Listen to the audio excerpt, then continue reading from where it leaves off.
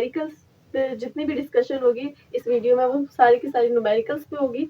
तो स्टार्ट करते हैं। सबसे पहला न्यूमेरिकल यहाँ पे लिखा हुआ है 18 ग्राम ऑफ वाटर। ठीक है, अब इसमें आपको नंबर ऑफ मोल्स भी मालूम करने हैं, नंबर ऑफ मॉलिक्यूल्स भी, नंबर ऑफ एटम्स भी, नंबर ऑफ हाइड्रोजन एटम्स भी, नंबर ऑफ ऑक्सीजन एटम्स भी, नंबर ऑफ कोवलेंट बॉन्ड और नंबर ऑफ फंडामेंटल पार्टिकल्स। ठीक है, इसी तरह के क्वेश्चंस जो है वो एंट्री टेस्ट में बनते हैं। ठीक है, इस तरह से आपसे अलग अलग कभी पूछ लेंगे कि नंबर ऑफ एटम्स बताओ 18 ग्राम ऑफ वाटर, कभी आपसे पूछ लेंगे नंबर ऑफ नाइट्रोजन बताओ अमोनिया में। ठीक है, इतने ग्राम अमोनिया में। तो इस तरह से क्वेश्चन अभी मैंने ये एक क्वेश्चन ले लिया, या आप इसे नोट कर लें, इसके अच्छे से प्रैक्टिस करें, फिर इससे रिलेटेड इस तरह का अगर जो भी क्वेश्चन एंट्री टेस्ट में आएगा तो आप इजीली उसे कर लेंगे। ठीक है, तो अभी नंबर ऑफ मोल्स पहले हम मालूम करते हैं। तो नंबर ऑफ मोल्स का फॉर्मूला है, मैंने पहले डिस्कस किया था कि given mass over molar mass, given mass over molar mass। तो यहाँ पे अगर मैं देखूं तो मेरे पास गिवन मास जो है 18 ग्राम, ये गिवन मास है। मास मुझे कैसे पता चल रहा है, क्योंकि ग्राम लगा हुआ है तो इसलिए मैं कह रही हूँ मास है ये। तो मैं 18 और मोलर मास इसका 18 है, ये डिस्कस किया था, फाइंड किया था वाटर का मोलर मास। ठीक है, तो यहाँ पे 18 से कैंसिल, तो मेरे पास आ गया 1। तो मेरे पास कितना मोल निकला, 1। कितना मोल, 1 मोल। 18 ग्राम ऑफ वाटर में कितने मोल से, 1 मोल है, राइट। फिर उसके बाद नंबर ऑफ मोल्स हो गया। अब हम बात करते हैं नंबर ऑफ मॉलिक्यूल्स की। तो नंबर ऑफ मॉलिक्यूल्स को फाइंड करने का फॉर्मूला होता है number of molecules, number of molecules equals to n, n मतलब moles multiply by N A. तो नंबर ऑफ मॉलिक्यूल्स का फॉर्मूला जो है, ठीक है, नंबर ऑफ मॉलिक्यूल्स का फॉर्मूला, अब n जो है मतलब 1 है, मल्टीप्लाई बाय एन ए मतलब मैं कह रही हूँ 6.02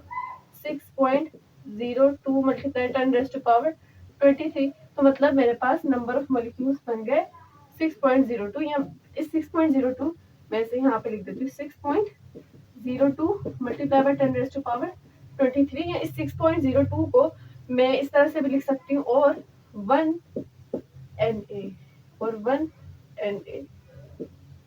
ठीक है, ये हमारे पास निकला है नंबर ऑफ मॉलिक्यूल्स। मैं लिख रही हूँ 1 Na, एक्चुअली 6.02 मल्टीप्लाई बाय 10⁻23 जो है वो बन जाएगा। फिर उसके बाद आती है नंबर ऑफ एटम्स की बात। अब नंबर ऑफ एटम्स, वाटर है, इस वाटर का ये एक मॉलिक्यूल है, H2O जो है ये वाटर का एक मॉलिक्यूल है।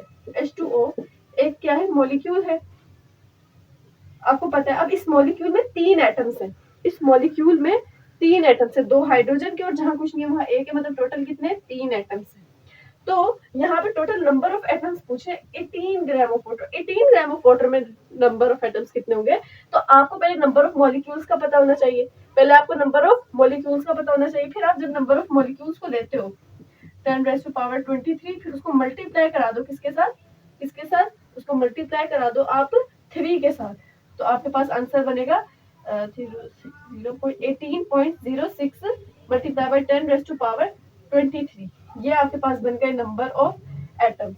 ये आपके पास बन गए 18.06 मल्टीप्लाई 10⁻23। या आप ऐसे भी लिख सकती हो 3Na, इस तरह भी लिख सकते हैं। तो फिर उसके बाद नंबर ऑफ हाइड्रोजन एटम्स मालूम करना है। अब hydrogen atom 18 gram of water में हाइड्रोजन एटम, तो हाइड्रोजन एटम में मेरे पास 2 हाइड्रोजन एटम्स हैं। एक वाटर मॉलिक्यूल में 2 हाइड्रोजन एटम है, अगर 2 को मैं 6.02 मल्टीप्लाई बाय 10⁻23 के साथ मल्टीप्लाई करा दूं तो मेरे पास बन जाएगा number of hydrogen atom in 18 gram of water, right. फिर इसी तरह मैं आपको ये करके भी दिखा देती हूँ। लाइक मैंने यहाँ पे लिया 2 है, तो 2 multiply by 6.02 multiply by 10⁻23 particles, जो कि मेरे पास बनेगा इस तरह से करके 12.04 multiply 10⁻23 hydrogen atoms in 18 grams of water. या मैं इसको ऐसे भी लिख सकती हूँ, और 2Na, ऐसे भी बन सकता है। ठीक है, ऐसे लिखो या ऐसे लिखो, बात सेम ही है, साथ साथ नोट करना है लाजमी। ठीक है, फिर उसके बाद क्या है, नंबर ऑफ ऑक्सीजन एटम्स। अब ऑक्सीजन एटम्स हमने मालूम करने, तो ऑक्सीजन एटम यहाँ पे मेरे पास 1 ऑक्सीजन एटम है, तो मतलब मेरे पास क्या बनेगा 6.02 मल्टीप्लाई 10⁻23 ही बनेगा, मल्टीप्लाई 1 तो वो 1 ही हो जाएगा, सॉरी 6.02 मल्टीप्लाई बाय 10⁻23 जब 1 के साथ मल्टीप्लाई करेगा तो एन ही आएगा। तो मैं ऐसे लिख सकती हूँ 1Na। तो 1Na मेरे पास यहाँ पे क्या आ गया, ऑक्सीजन एटम्स और 2Na हाइड्रोजन एटम्स 2Na। ये मैं 12.04 मल्टीप्लाई बाय 10⁻23 भी लिख सकती हूँ। फिर उसके बाद हमारे पास आता है नंबर ऑफ कोवलेंट बॉन्ड्स। अभी पूछ रहे कोवलेंट बॉन्ड्स का, तो अगर मैं वाटर का एक मॉलिक्यूल बनाऊं, ठीक है, वाटर का ये मैंने बनाया एक मॉलिक्यूल, वाटर का एक ये कोवलेंट बॉन्ड है, एक ये कोवलेंट बॉन्ड, मतलब मेरे पास 2 कोवलेंट बॉन्ड्स है। ठीक है, मेरे पास 2 क्या है covalent bond, Cb2 covalent bonds है। तो 2 कोवलेंट बॉन्ड्स है। अब ये 2 कोवलेंट बॉन्ड्स है, तो मैं इसको 2 को जब मैं मल्टीप्लाई करूंगी 6.02 मल्टीप्लाई बाय 10⁻23, तो मेरे पास आंसर आ जाएगा 2। तो मतलब 18 ग्राम ऑफ वाटर में 2 जो है 2Na जो है मतलब 12.04 मल्टीप्लाई बाय 10⁻23 जो है वो कोवलेंट बॉन्ड्स है इन 18 ग्राम ऑफ वाटर। फिर उसके बाद हमारे पास आ जाता है last but not the least number of fundamental particles. Number of fundamental particles, अब ये कैसे, तो जो हमारे पास एक हाइड्रोजन, मेरे को पहले मॉलिक्यूल बना, ये मैंने मॉलिक्यूल बना लिया एक। अब हाइड्रोजन के एटम में एक इलेक्ट्रॉन होता है और एक प्रोटॉन होता है। एक हाइड्रोजन के एटम में एक इलेक्ट्रॉन और एक प्रोटॉन होता है, और एक ऑक्सीजन के एटम में 6 इलेक्ट्रॉन होता है, 6 प्रोटॉन होता है, 6 न्यूट्रॉन होता है।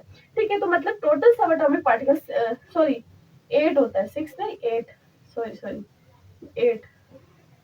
तो 8 चीज 24, 24, 25, 26, 27, 28 मेरे पास टोटल फंडामेंटल पार्टिकल्स है। और इनको नंबर ऑफ मॉलिक्यूल्स के साथ जब मैं मल्टीप्लाई कराऊंगी, नंबर ऑफ मॉलिक्यूल्स के साथ जब मैं इनको मल्टीप्लाई कराऊंगी, तो 6.02 मल्टीप्लाई बाय 10⁻23 काफी बड़ी वैल्यू बनेगी, काफी ज्यादा बड़ी। तो मैं इसको इस तरह से भी लिख सकती हूँ 28Na, मैं इसको इस तरह से भी लिख सकती हूँ 28Na। तो मतलब मेरे पास number of fundamental particles 28Na हो जाएंगे।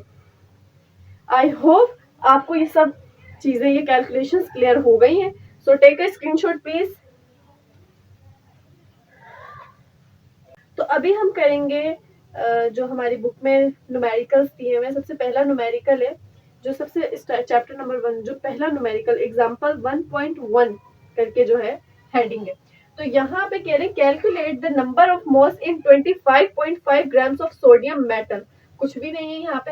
अब आपको यहाँ पे सोडियम मेटल की बात की गई है और कह रहे हैं वहां पे कि सोडियम मेटल आपके पास मास है, आप पहले डेल्टा बनाएंगे। ठीक है, मास है आपके पास 25.5 ग्राम्स और नंबर ऑफ मोल्स कैलकुलेट करने, नंबर ऑफ मोल्स आपने कैलकुलेट करने। किसका आपको सोडियम मेटल दिया हुआ है, तो सबसे पहले यहाँ पे थोड़ा सा मैं सही करके लिख देती हूँ, यहाँ पे साइड करके। हाँ, यहाँ पे तो 25.5 ग्राम्स है, 25.5 ग्राम्स आपके पास मैस है और आपके पास जो है हाँ सोडियम मेटल की बात हो रही है। ठीक है, और यहाँ पे आपको नंबर ऑफ मोल्स मालूम करने। तो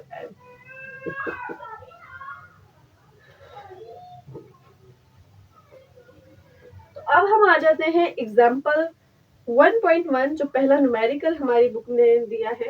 वैसे तो ये आप लोग कर सकते हैं और मैं ये कहूंगी कि पहले आप लोग करें इसे खुद। ठीक है, अगर नहीं समझ आए फिर देखें। तो जिनको थोड़ी मुश्किल हो रही है न्यूमेरिकल्स वगैरह समझने में, खास तौर पर उनके लिए। तो नंबर, अब यहाँ पे पहला क्वेश्चन है द नंबर ऑफ मोल्स, मतलब आपको नंबर ऑफ मोल्स जो है वो मालूम करने। Calculate the number of moles, पता नहीं नजर आएगा या नहीं। Calculate the number of moles in 25.5 grams of sodium metal. तो सबसे पहले यहाँ पे बात कर रहे हैं कि भाई नंबर ऑफ मोल्स मालूम करो किसके, और आपको क्या गिवन है, मास क्या गिवन है आपको 25.5 ग्राम्स, और क्या है सोडियम मेटल, सोडियम मेटल। तो यहाँ पे आपको पता है नंबर ऑफ मोल्स फॉर्मूला जो है वो गिवन मास है, given mass over molar mass. ठीक है, given mass over molar mass. तो given mass over molar mass है, तो गिवन मास आपके पास है 25.5 grams, 25.5 grams over molar mass आपके पास सोडियम का है 23। ठीक है, सोडियम का मोलर मास आपके पास है 23। और जब हम इसको कैलकुलेट करेंगे कैलकुलेटर से, तो हम कैलकुलेटर खोलते हैं। वैसे तो आंसर मेरे सामने है, लेकिन फिर भी मैं चाह रही हूँ कि हम करें। तो इनको इस 25.5 है, देखो ना, गिवन मास की जगह आपने ये वैल्यू रख ली जो ग्राम्स में है, ये रख ली। और मोलर मास जो है इसका सोडियम का 23 है। ठीक है, क्यों, क्योंकि सोडियम का एक एटम है, सोडियम का एक एटम है। और मैंने मोलर मास आपको बताया था कि सोडियम का अगर आपको मोलर मास निकालना है, पहले क्या करो, आप इसका एटॉमिक मास करो, एटॉमिक मास इसका 23 है, और इसको मल्टीप्लाई कर दो इसके कोफिशिएंट या जो भी आप इसको कह लो जो इसके साथ है। अब जहाँ कुछ नहीं होता वहाँ 1 होता है, तो मतलब आप 1 के साथ करोगे तो आंसर आपके पास 23 ही आएगा। तो मतलब सोडियम जो है इसका मोलर मास 23 ग्राम्स है। तो यहाँ पे 23 आ गया मोलर मास की जगह। तो जब मैं इसको 25.5 को जब 23 के साथ डिवाइड करूंगी, 25.5 को जब मैं डिवाइड करूंगी 23 के साथ, तो मेरे पास आंसर 1.10 बन रहा है। तो मैं 1.1086 बहुत बड़ी वैल्यू है, लेकिन 1.108 है। तो अगर 8 किसी भी वैल्यू के पास, ये 8 है ना, किसी भी वैल्यू के पास अगर 5 से ज्यादा, 5 से बड़ा नंबर हो, अगर 5 से ग्रेटर हो नंबर, अब यहाँ से ये 0 है और इसके पास की जो वैल्यू है वो 5 से ग्रेटर है, तो मैं इसको जब रिमूव करूंगी ना, तो उसमें इस 0 में एक 1 जो है वो ऐड कर दूंगी, 1 ऐड कर दूंगी, एक। तो मेरे पास ये 1 बन जाएगा, 0 1 बन जाएगा, जब उसमें ऐड होगा 1। 0 + 1 बराबर किसके होता है? 1 के। तो इस तरह से मेरे पास जो है वो नंबर ऑफ मोल्स कितने बने? 1.11। बहुत बड़ी वैल्यू थी, मैंने इसको छोटा करके राउंड ऑफ करके लिख लिया, इसे कहते हैं राउंड ऑफ। ठीक, आई होप आपको ये समझ आया। फिर उसके बाद दूसरा क्वेश्चन है, क्या कह रहे हैं, दूसरा क्वेश्चन क्या है? तो यहाँ पे अभी दूसरा क्वेश्चन है, आगे चलते हैं। हाँ, अब कह रहे कि कैलकुलेट द मास ऑफ, अब दे रहे मास दे रहे, अब ये नंबर ऑफ मोल्स नहीं कह रहे, नंबर ऑफ मोल्स इस सवाल में दिए। एग्जांपल 1.2 बुक्स खोल के रखनी है आप लोगों ने, ठीक है। तो calculate the mass of 3.25 moles of water. तो अब ये क्या कह रहे हैं? ये कह रहे हैं कि कैलकुलेट करो मास, मतलब मास हमने कैलकुलेट करना है। हमने क्या कैलकुलेट करना है? मास कैलकुलेट करना है। कैलकुलेट मास, और मोल्स आपको दिए हुए 3.25। किसके किसके? 3.25 वाटर के।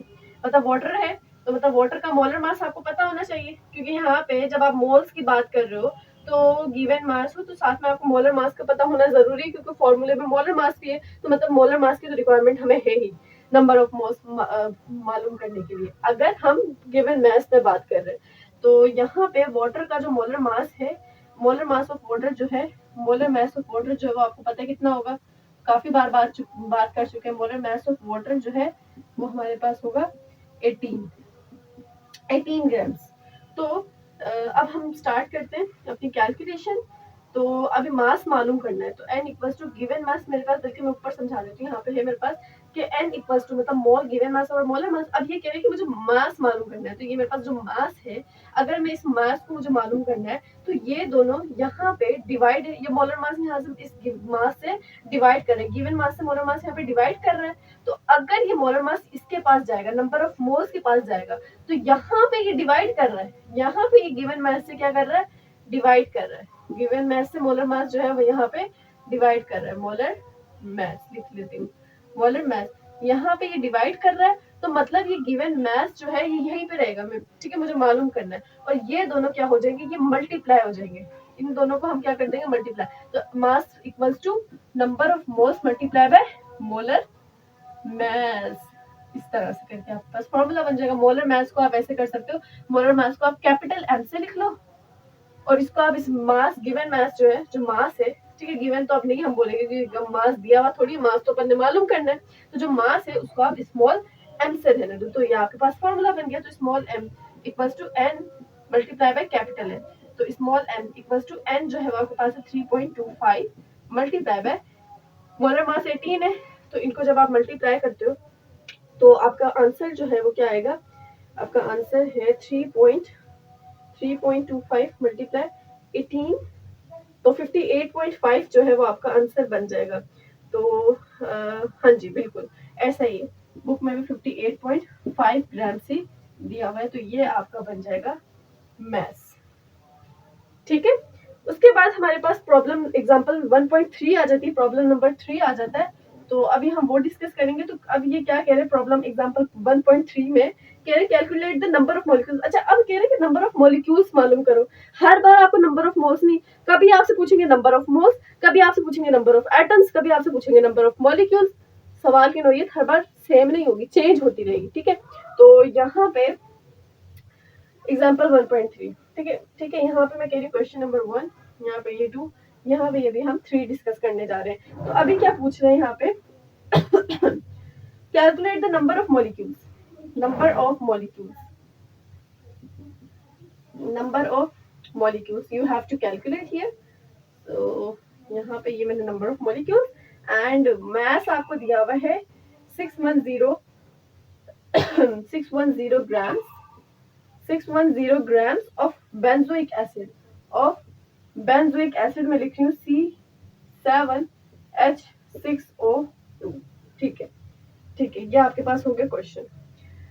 तो अब नंबर ऑफ मॉलिक्यूल्स मालूम करने और इसका हमें मोलर मास पता होना चाहिए। तो C7H6O2 इसका नंबर जो मोलर मास है वो निकाला मैंने आप लोगों को सिखाया था, तो लेकिन हम इसका दोबारा आपको निकाल के दिखा रहे। तो 12 इसका जो है वो एटॉमिक मास है, मल्टीप्लाई बाय 7 प्लस 1 इसका जो है वो एटॉमिक मास और उसके साथ 6 को मल्टीप्लाई कर देंगे, प्लस 16 इसका और इसको हम 2 से कर देंगे। तो मेरे पास 12 7 2 4 मतलब 84 प्लस 6 प्लस 32 और 84 6 करेंगे तो 90 और इसको 32 तो 2 9 9 10 12 मतलब 122 ग्राम्स 122 ग्राम्स जो है ये हमारे पास निकल गया मोलर मैस। ठीक है, तो अब ये हमारे पास मोलर मैस आ गया। चलो अच्छा, अभी नंबर ऑफ मॉलिक्यूल्स मालूम करने। तो नंबर ऑफ मॉलिक्यूल्स का फॉर्मूला बताया था, नंबर ऑफ मॉलिक्यूल्स का भी फॉर्मूला हमने डिस्कस किया था। नंबर ऑफ पार्टिकल्स जब मैंने बोला था कि ये नंबर ऑफ मॉलिक्यूल्स में भी यूज हो सकता है, नंबर ऑफ एटम्स को भी मालूम करने के लिए यूज हो सकता है और नंबर ऑफ आयंस को भी। तो यहाँ पे वो जो नंबर ऑफ पार्टिकल्स वाला फॉर्मूला था, यहाँ पे वो नंबर ऑफ मॉलिक्यूल्स के फॉर्म में यूज होगा। तो number of particles equals to n multiply by na। तो number of molecules equals to n multiply by na। तो नंबर ऑफ मॉलिक्यूल्स जो है यहाँ पे समझो ये वही लिखा हुआ है और n जो है वो मेरे पास क्या है अच्छा n भी अभी मालूम नहीं किया ना हमने, n भी तो करना है मालूम। नंबर ऑफ मॉलिक्यूल्स मालूम करना चाह रहे हैं तो बिल्कुल हम मोल को मालूम कर सकते हैं, मोल को हम बहुत इजी तरीके से मालूम कर सकते हैं। तो यहाँ पे ये n इक्वल्स टू मेरे पास 610 मैस है और मोलर मैस मेरे पास 122 है। तो इनको जब डिवाइड करेंगे, उनको जब मैं डिवाइड करूंगी 610 डिवाइडेड बाय 122 तो मेरे पास आंसर आ जाएगा 5। यस, मेरे पास मोल्स कितने बने 5। तो मैं 5 को जब मल्टीप्लाई करूंगी na मतलब 6.02 मल्टीप्लाई बाय 10⁻23 तो मैं क्या करती हूँ 5 है इसको मल्टीप्लाई करना है na से, तो मतलब 5 है इसको मल्टीप्लाई करना है 6.02 मल्टीप्लाई बाय na क्या है एवोगैड्रो नंबर आपको अच्छे से मालूम है। तो इसको तो रहने देंगे, इन दोनों को मल्टीप्लाई करा देंगे, इन दो को मल्टीप्लाई, इसको सेपरेट रहने देंगे। तो 6.02 को मल्टीप्लाई कराऊंगी 5 के साथ तो आंसर आएगा 30.1 मल्टीप्लाई 10⁻23। हाँ जी, तो ये हमारे पास निकल गए नंबर ऑफ मॉलिक्यूल्स। हाँ जी, तो यही हमारे पास करेक्ट आंसर है। बुक में भी यही करेक्ट आंसर है। तो इतने हमारे पास होंगे मॉलिक्यूल्स ऑफ बेंजोइक एसिड। हाँ, बेंजोइक एसिड।